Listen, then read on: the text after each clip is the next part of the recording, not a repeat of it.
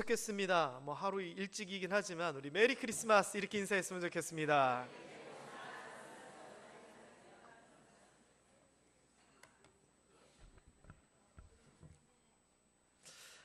본문 스바냐서 3장 17절입니다. 오늘만큼은이라고 하는 제목입니다. 우리 같이 봉독하도록 하겠습니다. 너의 하나님 여호와가 너의 가운데 계시니 그는 구원을 베푸실 전능자이시라. 그가 너로 말미암아 기쁨을 이기지 못하시며 너를 잠잠히 사랑하시며 너로 말미암아 즐거이 부르며 기뻐하시리라 하리라. 아멘. 감정이입이라고 하는 그런 표현이 있습니다. 내 일이 아닌데 그 사람의 일인데 내가 그 사람의 감정을 느끼는 것, 이런 게 보통 감정이입이라 그러죠. 우리가 어느 때 가장 이 감정이입을 많이 느끼는 줄 아십니까? 텔레비전 볼 때, 드라마 볼 때입니다. 이렇게 얘기하시죠. 저 못된 것이, 대사가 아니라 드라마를 보면 우리의 마음속에서 그 마음이 막 끌어넘칩니다. 그리고 아주 나쁜 사람이 그렇게 악행을 하다가 결국 벌을 받게 되고, 또 고생하던 주인공이 잘 되면 마치 내 일처럼, 내 자녀 일처럼 후련하고 눈물이 나기도 하고 기분이 좋아지기도 합니다. 이게 감정이입이지요. 자, 그런데요, 감정이입이라고 하는 것은요, 그 TV라고 했을 때 그 드라마 주인공과 내가 아무런 연결고리가 없으면 감정이입은 어렵습니다. 자, 그런데 드라마의 주인공이 며느리다, 그리고 내가 며느리다, 그러면 그 드라마는 드라마가 아니라 나의 이야기입니다.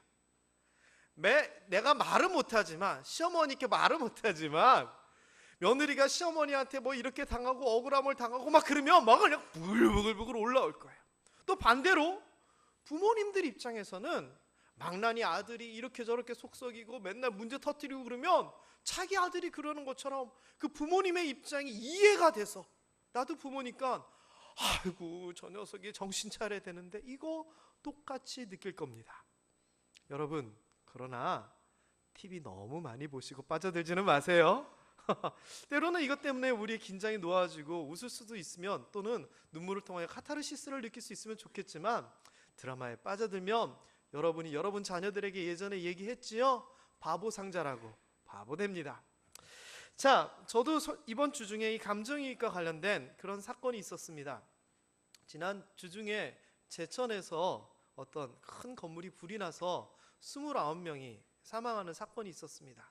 저는 그 사건이 일어난 날 보면서 아이고 어떻게 이렇게 마음 생각하면서 지나갔습니다. 자, 그런데 다음날 아침에 새벽 기도를 갔다 와서 핸드폰 알람을 맞추고 뭐 이러다 보니까 저는 핸드폰 첫 화면에 뉴스가 나오거든요. 그런데 뉴스가 있길래 무심코 눌렀더니 나오는 기사 중에 이런 부분이 있는 겁니다. 그 중에서 2명이 목사님이더라. 그래가지고 살펴보는데, 아차, 2 목사님 다 우리 성결교단 목사님이신 거예요. 너무 속상한 거예요. 그래서 제가 혹시나 또 아는 분일까 다시 찾아봤더니 직접적으로 아는 분이 아니에요. 그런데 그분들에 대한 이야기가 있는 기사들을 읽어보니까 돌아가신 2분 중에서 한 분이, 젊은 분이 개척교회 섬기시는 분인데 자녀가 있는데 2이래요. 그리고 2 자녀가 초등학생이래요. 제가 그 기사를 보는 순간요, 가슴이 너무 답답해지기 시작하는 거예요. 왜 그랬을까요? 저희 가정이랑 비슷하다 느껴지니까. 그리고 그 아버지를 잃은 2 아이와 남편을 잃은 그 사모님을 생각하는데 저희 가족과 저희 자녀들 모습이 왔다 갔다 하는 거예요. 그래서 그날은 또 컨디션이 좀 안 좋아서 누웠다가 도저히 안 되겠는 거예요. 그래서 새벽에 일어났습니다. 일어나서 교회에 와서 이리저리 기도도 하고 이리저리 뭐 찾아보는데 진정이 안 돼요. 밖으로 나갔어요. 나갔는데 춥더라고요. 있을 데는 없고 자동차 안에서 한참을 보냈습니다. 가슴이 너무나 막막하고 너무나 아픈 거예요. 여러분, 그냥 남의 이야기라 생각하지 마시고 그분들을 위해서 꼭 기도해 주시기를 부탁드립니다. 지금 제천에 있는 두 교회에서는 우리와 같은 이런 모습으로 예배드리지 못합니다. 여러분, 제가 이야기를 할 때 그분의 심정들이 조금 가슴에 와닿습니까? 이게 감정이입입니다. 남의 일을 남의 일로 여기지 아니하고 내 일처럼 여겨지고 그 사람의 감정이 내가 느껴지는 겁니다. 그 사람의 슬픔이 느껴지고 그 사람의 기쁨이 느껴지는 것, 그거는 그 사람과 나와의 무언가 겹치는 연결고리가 있기 때문에 가능한 게 아닐까 싶습니다. 본문으로 한번 좀 돌아가 볼까요? 오늘은 스바냐서라고 하는 성경에 있는 부분입니다. 이 스바냐라고 하는 사람은요, 왕족입니다. 히스기야 왕의 4대 손이다 라고 이야기를 합니다.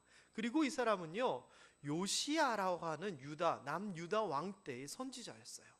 이 사람이 선지자로서 하나님의 말씀을 잘 전하면서 특별히 이 요시야 왕은 자기 선대에서 종교적으로나 정치적으로나 여러 가지 잘못됐던 부분들을 다 개혁을 하는 그런 훌륭한 왕이었는데, 이 요시야 왕 옆에서 스바냐는 선지자로서 하나님의 말씀을 전하며 왕을 격려하고 백성들에게 하나님의 말씀으로 권면하면서 큰 힘을 실었다라고 학자들은 얘기합니다. 이 스바냐가 무슨 이야기를 했느냐? 그 내용은 아주 간단합니다. 스바냐서는 3장으로 되어 있는데 첫 장에 여호와의 날이라고 하는 표현이 나옵니다. 하나님의 날인데 이 날이 어떤 날이냐? 심판의 날이다 라고 이야기를 합니다. 그래서 스바냐서에는요, 남유다 왕국의 백성들에게 너희가 하나님을 떠나고 하나님 앞에서 범죄하면 여호와의 날이 임하여 너희를 징벌할 것이다 라고 이야기를 합니다. 그러면서 나왔던 여러 가지 표현 중에서 이 1장 18절 한번 읽어볼까요? 시작. 이 온 땅이 이는 여호와가 이 땅 모든 주민을 멸절하되 놀랄게 멸절할 것임이라. 네, 이게요 보통 표현이 아닙니다. 질투라고 하는 표현이 나왔는데요, 하나님이 질투하는 경우는 딱 한 가지입니다. 뭐죠? 사람이 하나님보다 다른 어떤 우상이나 존재를 더 사랑할 때. 그래서 출애굽기에 보면은 나는 질투하는 하나님이다 라고 이야기를 합니다. 그래서 우상을 섬기지 말라, 만들지 말라라고 얘기하시죠. 그런데 이 질투의 불이라고 하는 표현은 그럼 뭘까요? 우상을 섬기고 하나님을 떠나 있는 이스라엘 백성들에 대한 하나님의 징벌을 얘기합니다. 게다가 불이라니요, 하늘에서 불이 떨어져서 멸절시켰다. 어떤 사건을 얘기하는 거죠? 아브라함 때 있었던 소돔과 고모라 성을 불로 멸하였던 그때의 이야기를 지금 얘기하는 겁니다. 다시 얘기하면 스바냐가 선포했던 여호와의 날은 두렵고 무서운 심판의 날이었습니다. 자, 이게 스바냐 시대의 이야기만을 이야기하는 걸까요? 그렇지 않습니다. 성경은요, 제가 올해 아주 여러 번 강조했듯이 그 당시의 이야기이기도 하지만 보편적인 모든 세대에 주는 이야기이고, 특별히 오늘날을 사는 나에게 주시는 이야기다라고 제가 여러 번 강조했습니다. 이 말씀은요, 오늘날도 해당되는 이야기인 줄 믿으시기 바랍니다. 자, 그렇다면 우리가 이렇게 하나님의 불덩이와 멸절이라고 하는 단어에 대한 두려움을 가지고 살아야 되는가? 아니요. 2장에서는요, 이러한 하나님의 심판에 대한 해결책을 이야기하는데 너무나 간단하게 이야기합니다. 뭐냐? 너희는 여호와를 찾으라. 하나님을 찾으라 라고 이야기합니다. 공의와 겸손을 구하여서 하나님 앞에 겸손함으로 나가고 하나님의 공의함을 생각하라. 그래서 너희가 잘 못하였다면 되돌아서 하나님을 찾아 회개하라 라고 이야기를 하는 겁니다. 그러면 해결되나요? 맞습니다. 이러면 해결됩니다. 하나님께서 원하시는 것은요, 돌이키는 것, 마음을 바꾸는 것, 가던 방향에서 돌이켜서 하나님께로 다시 돌아오는 것, 한눈 팔다가 하나님만을 바라보는 것, 나를 사랑하고 세상을 사랑하던 그 사랑을 하나님께로 돌리는 것을 하나님은 원하시는 거고요. 하나님은 그거 하나면 다 됐다라고 하시는 분이십니다. 그러면서 이러한 여호와의 날에 진노와 두려움이 있겠지만 너희가 나를 찾으면 내가 너희를 회복시켜주고 너희에게 기쁨을 더하여 주리라는 내용을 3장에서 쭉 말씀을 하십니다. 자, 그러면서 뭐라고 얘기하냐면은 아까 얘기했던 진노의 불과는 전혀 다른 느낌의 단어들이 나옵니다. 노래할지어다, 기쁘게 부를지어다, 전심으로 기뻐하며 즐거워할지어다 라고 얘기합니다. 하나님이 그런 징벌이 아니라 회복과 기쁨을 주셨기 때문입니다. 저는 우리 모든 모함의 성도님들 가정과 모든 일터와 모든 삶의 영역에서 진노의 불을 두려워하는 그런 삶이 아니라 여기에서 말하는 기쁨과 노래와 즐거움이 항상 넘쳐날 수 있게 되기를 주님의 이름으로 축원합니다. 자, 이렇게 노래할지어다라고 하면서 그 이유에 대해서 다음 절인 15절에 대해서 나옵니다. 이 15절에는요 하나님께서 우리에게 베푸신 회복과 구원에 대한 선포가 나오는데 4가지 이야기가 나옵니다. 자, 그리고 이 4가지 이야기는 성경에서 얘기하는 그 여러 가지 이야기들을 사실상 요약해놨다라고 할 수 있습니다. 자, 일단 살펴보면은요 첫 번째는 죄에 대한 문제에 대한 해결을 얘기합니다. 15절에 보면은 하나님께서 내 형벌을 제거하였다라고 얘기합니다. 형벌은 뭐죠? 형벌, 죄를 지어서 죄값을 치르는 게 형벌입니다. 우리가 죄가 있음에도 불구하고 하나님께로 나와 돌이켜 회개하면 하나님께서 우리 죄를 묻지 아니하시고 죄에 대한 책임, 벌을 면해 주신다라고 이야기합니다. 요한일서 1장 9절에 이런 이야기가 나오지요. 만일 우리가 우리 죄를 자백하면 그는 미쁘시고 의로우사 우리 죄를 사하시며 우리를 모든 불의에서 깨끗하게 하실 것이다 라고 얘기합니다. 여러분, 우리가요 기뻐하고 노래하고 즐거워해야 될 이유는요 첫 번째, 우리 죄에 대한 죄값, 죽음, 사망, 지옥, 저주, 이 모든 형벌에서 우리가 벗어났기 때문임을 믿으시기 바랍니다. 그래서 시편에서 얘기하잖아요. 우리가 사냥꾼의 올무에서 벗어난 새와 같다. 그렇습니다. 우리는요 육신의 죽음, 영원한 죽음, 저 지옥이라고 하는 죄의 형벌에서 벗어난 사람입니다. 그렇다면 우리가 기뻐해야 될까요? 그러면 아무렇지도 않게 그냥 덤덤하게 살아가야 될까요? 기뻐해야 됩니다. 그리고 또 두 번째 이렇게 얘기를 합니다. 내 원수를 쫓아냈다. 인간적인 원수뿐만 아니라 성경에서 원수의 근본이 되는 인간을 넘어뜨리고 죄짓게 하고 쓰러지게 하는 그 근본인 원수, 마귀, 사탄에 대하여서도 이 하나님으로 인하여서 구원자, 전능하신 구원자 하나님으로 인하여 꺾어버리고 쫓아냈다라고 선언을 합니다. 하나님께서 모든 원수를 그리스도 발 아래에 두실 때까지 그리스도께서 다스리셔야 합니다. 마지막으로 멸망받을 원수는 죽음입니다. 뭐냐?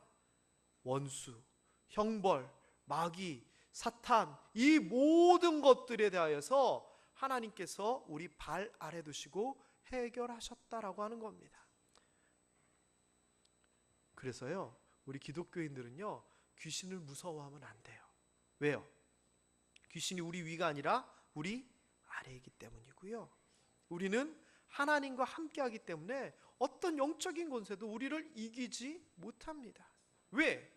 성경에서 선언한 바거든요. 죽음의 권세를 이기신 하나님, 귀신을 쫓아내신 예수 그리스도, 이 하나님께서 우리와 함께 하시기 때문에 어떤 악한 영도 우리와 함께 할 수 없고 우리를 이겨내지 못합니다.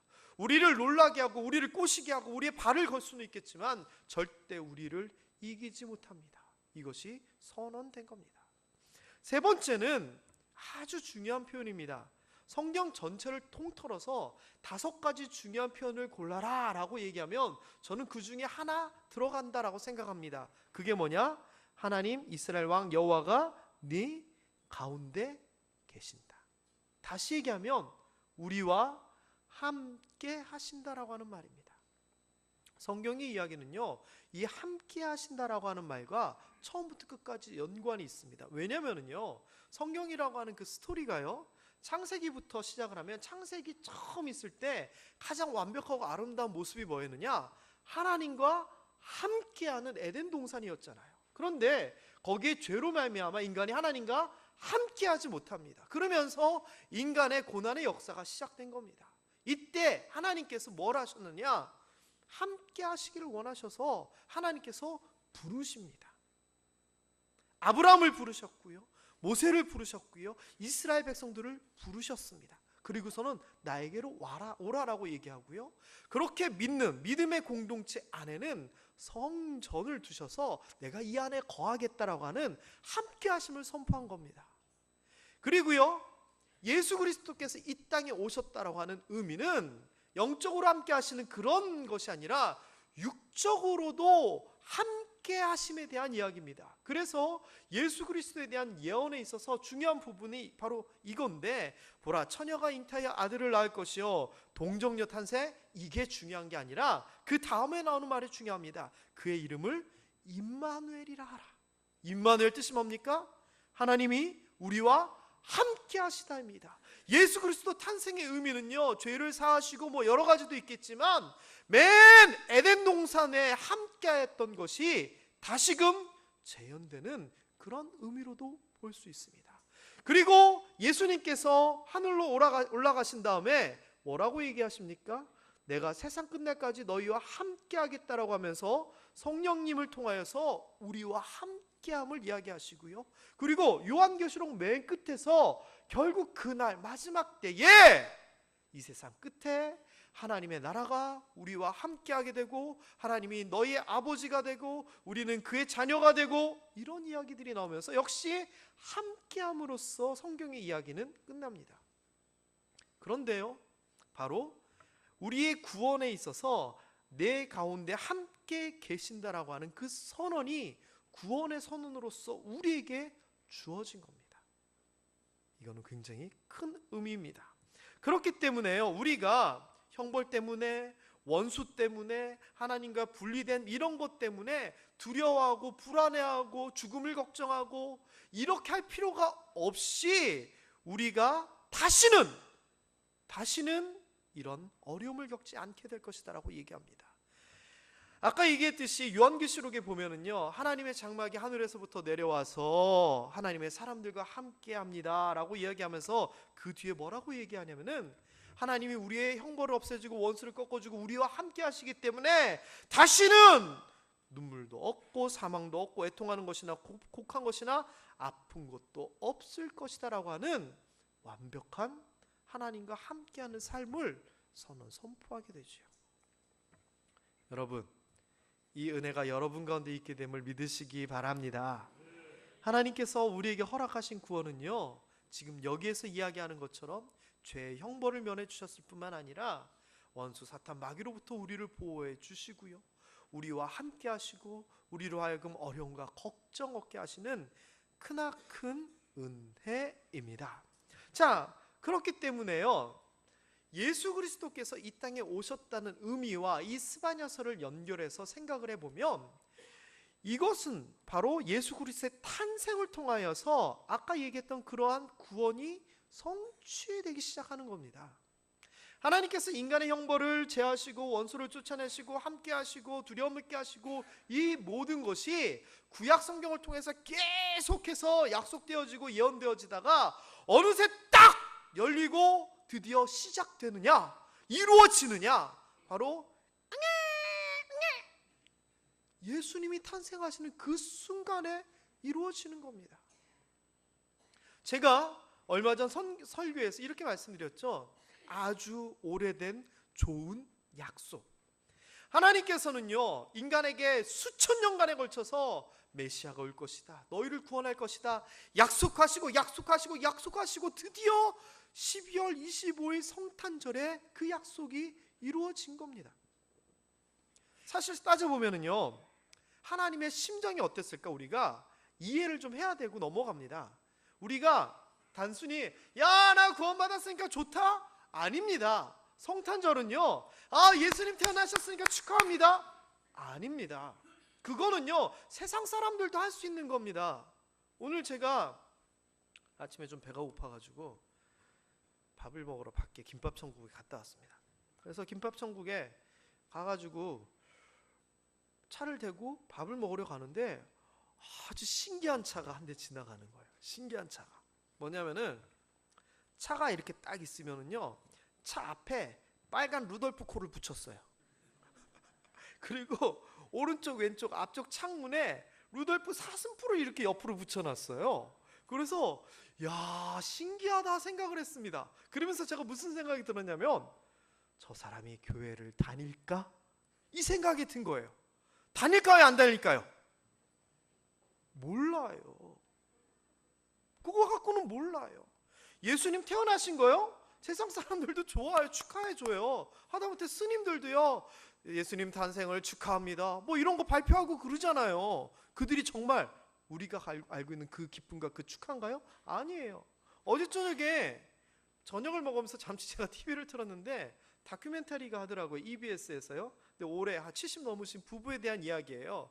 오손도손 참 잘 사시는 것 같은데, 그분이 나무를 이렇게 화분에다가 나무 가지들을 쫙 꽂아가지고 자작 크리스마스 트리를 만드시더라고요.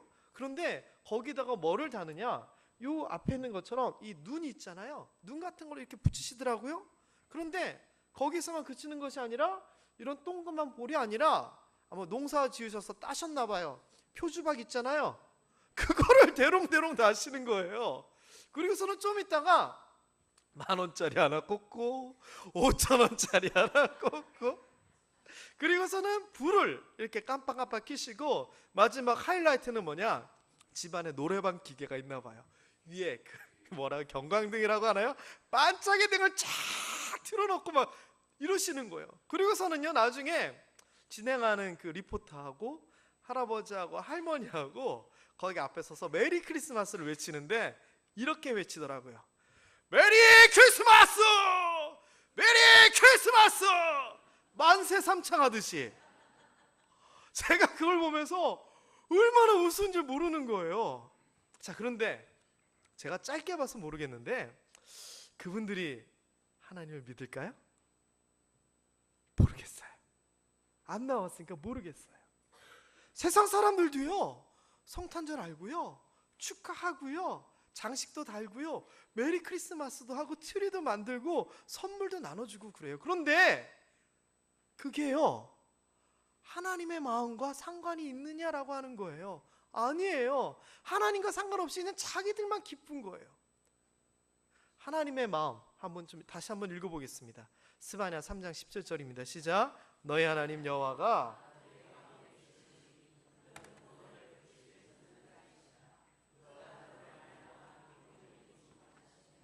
너를 잠잠히 사랑하시며 너로 말미암아 즐거이 부르며 기뻐하시리라 하리라. 자, 보시면은요 누가 기쁘다고요? 인간의 구원이 이루어졌어요. 형벌이 자해지고 원수가 꺾여지고 두려워 먹게 됐어요. 3장 15, 16 뭐 이런데, 그런데 17절에 누가 기뻐하냐면은 그렇게 구원을 받고 은혜 받고 구원받은 사람의 기뻐함을 얘기하는 것이 아니라, 사람이 구원받은 것으로 인하여서 그로 인하여 사람으로 말미암아 구원을 베푸실 전능자 여호와가 기뻐한다라는 겁니다. 그런데 이게 기뻐하는 게 그냥 기뻐하는 게 아니라 표현이 뭐냐, 기쁨을 이기지 못할 정도다라고 얘기를 하는 겁니다. 여러분, 지금 누구한테 문자가 쫙 왔어요. 누구라고 할까요? 죄송스럽지만 제가 등장시켜도 제가 후환이 없을 것 같은 분, 이영수 집사님, 맨 앞에 계시니까 죄송합니다. 이영수 집사님 설교를 하고 있는데 문자가 지지지지 온 거예요. 근데 문자를 딱 봤더니 박선혜 집사님인 거예요. 뭐 문자냐? 여보, 어제 산 로또가 1등 돼서 103억이래. 문자가 왔어요. 집사님, 지금 문자가 왔어요. 어떻게 하실래요? 심장마비 걸려서. 집사님, 그 문자 오면 지금 이 표정으로 예배 드리실 수 있겠어요? 넘어가요? 여러분, 기쁨을 이기지 못한다는 거 어떤 건지 아시겠죠? 내가 너무 좋아가지고 감당이 안 되는 거예요. 굳이 성경에서 그런 예를 찾자면은 다윗이 하나님의 괴가 블레셋에게 뺏겨 있었다가 나중에 돌아오게 될 때 너무 기뻐서 춤추면서 옷이 벗겨지는 정도, 이 정도가 기쁨을 이기지 못하는 거예요. 여러분, 무슨 좋은 일이 생겼어요. 너무 기뻐요. 어떻게 해야 돼요? 일단 전화 돌려야죠. 주변에 아는 사람들한테 다 자랑하려고. 하나님이 지금 이런 상황이라는 거예요. 왜? 사람들이 구원받았어. 내가 수천 년 동안 구원해주기로 약속했는데 드디어 됐어. 아이고, 어떻게 이게 너무 좋아서. 하나님이 이렇다는 거예요. 여러분, 이해가 되세요? 기쁨을 이길 수 없을 정도로 하나님이 기쁘시답니다. 뭐 때문에? 우리가 구원받아서. 옆에서 잠잠히 지켜보면서 기분 좋게 아빠 미소 지으면서 엄마 미소 지으면서 우리가 구원받는 거 보면서 좋아서 바라보시겠다는 겁니다. 우리로 말미암아서 즐거이 노래 부르면서 만세 신난다. 사람들이 구원받았다. 드디어 오늘이 그날이다. 하나님께서 하신다는 거예요. 얼마나 기쁘시겠어요? 언제가? 바로 성탄절이요. 왜? 아주 오래된 좋은 약속이 드디어 성취되는 겁니다. 하나님께서요 그렇게 기뻐가지고요 이 땅에 아이가 그 약속이 이루어지고 예수 그리스도가 태어났는데 너무 기쁜데 아무도 알아주지도 않고요, 아무도 감사하지도 않고 그래요. 그래서 하나님께서 어떻게 하셨는지 알아요? 이렇게 하셨어요. 천사들을 보내서 목자들에게 얘기했어요. 너를 위하여 구주가 나셨으니 가서 경배하라고. 동방박사 세 사람 아니죠? 저 뭐 성경 퀴즈 기억나시죠? 동방박사들에게 하나님께서 별을 통하여 길을 보여주시면서 황금과 유황과 모략을 통하여 경배하게 했어요. 세상에 아무도 몰랐어요. 그런데 너무 기쁜 거예요. 그래서 스스로 기쁨을 받으신 거예요. 그만큼 좋으셨던 거예요. 저는 그렇게 생각합니다. 여러분, 성탄절은요, 제가 지난주에 말씀드렸잖아요. 이게 사실은 예수님 입장에서는 죽으러 오신 것이다, 고통받으러 오신 거기 때문에 우리가 그 의미를 알고 그 비장함을 좀 생각해보자 이야기도 했지만, 그와 함께 또 반면에 동전의 양면과 같이 하나님 입장에서는 드디어 오늘이구나라고 하면서 기뻐하시는 날이다라고 하는 겁니다. 여러분, 자 그런데요, 생각을 해보세요. 어떤 한 사람이 물에 빠져 죽으려고 그래요. 그래가지고 어떻게 하지 하다 보니까 줄이 있어요. 줄을 가지고 이렇게 막 내렸는데 안 닿아요. 막 이렇게 하다 보니까 어떻게 닿아가지고 그 사람이 올라왔어요. 건져내고 나니까 막 조마조마하고 막 그랬던 게, 아이고 다행이다, 줄이 안 닿아가지고 빠져 죽을 줄 알았는데 다행히 잡고 나오셨네요. 다행이다 그랬더니 그 사람이 물을 툭툭 틀더니 예? 하고 표정은 안 변하고 그냥 가요. 어떻게 해야 돼요? 저 같았으면 도로 물에 빠뜨려요. 하나님이요, 고통받는 인간, 지옥 갈 수밖에 없는 인간 사랑하셔서 하나밖에 없는 독생자 아들을 이 땅에 보내셨어요. 그러면서 내가 수천 년 동안 약속한 거 드디어 이루어졌다라고 너무 좋아하세요. 근데 인간들은 어떻게 해야 돼요? 좋아해야 돼요? 아니면 담담하게 지내야 돼요? 이 심정을 알고 같아져야죠. 감정이입이라고 하는 단어, 저는 여기에다 적용해야 된다 생각합니다. 우리가 저 멀리 떨어져 있는 제3자처럼 하나님이 뭐 이렇게 하셨구나, 아니면 세상 사람들처럼 아우 축하해요, 이 정도가 아니라 나의 일로서 그 마음을 나도 느껴야 됩니다. 하나님이 이렇게 기뻐하셨다면 우리도 이렇게 기뻐해야 되지 않나요? 게다가 우리는 당사자인데.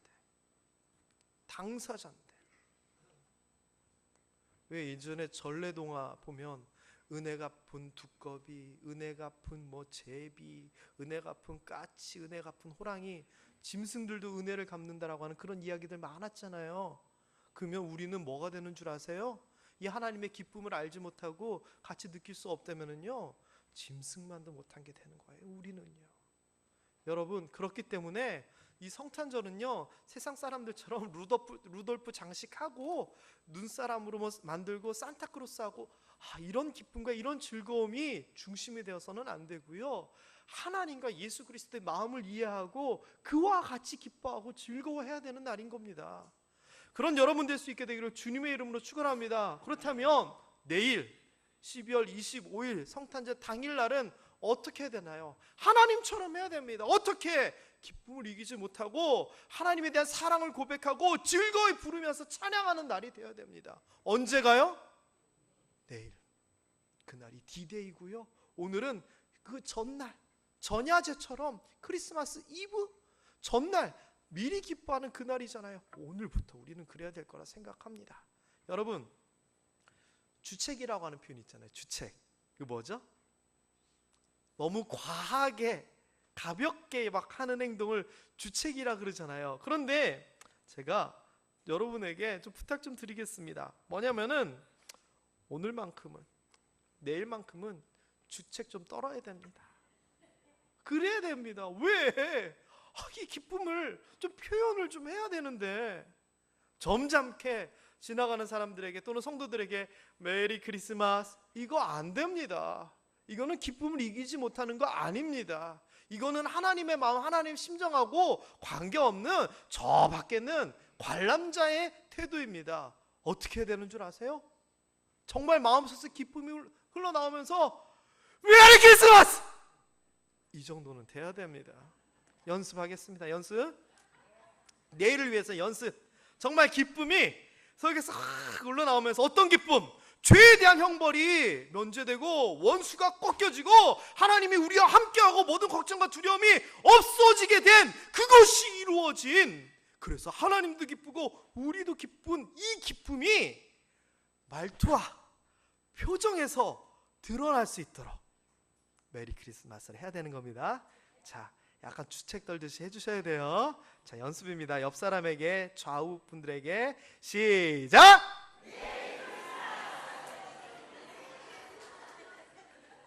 아니, 하시라니까. 메리 크리스마스 무슨 깜짝 놀라게 하시는데 좋아요. 좋아요. 우리 감정이 표현돼야 되는 거예요.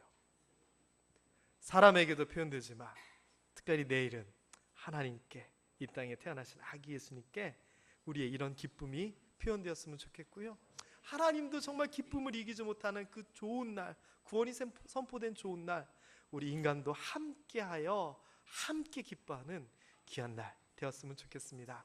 내일 11시 우리 성탄 예배 그렇게 드렸으면 좋겠고요, 내일 오시면서 우리 성도님들 만나면 메리 크리스마스 아닙니다. 좀 더 이 톤을 높이시고 정말 기쁘게 메리 크리스마스 제대로 하실 수 있게 되기 원합니다. 한 번 더 연습, 한 번만 더. 근데 뭐 옆 사람 놀리게 이렇게 하지 마시고 표정이 중요합니다. 자, 옆 사람에게 연습. 메리 크리스마스 시작! 메리 크리스마스! 기도하겠습니다. 하나님께서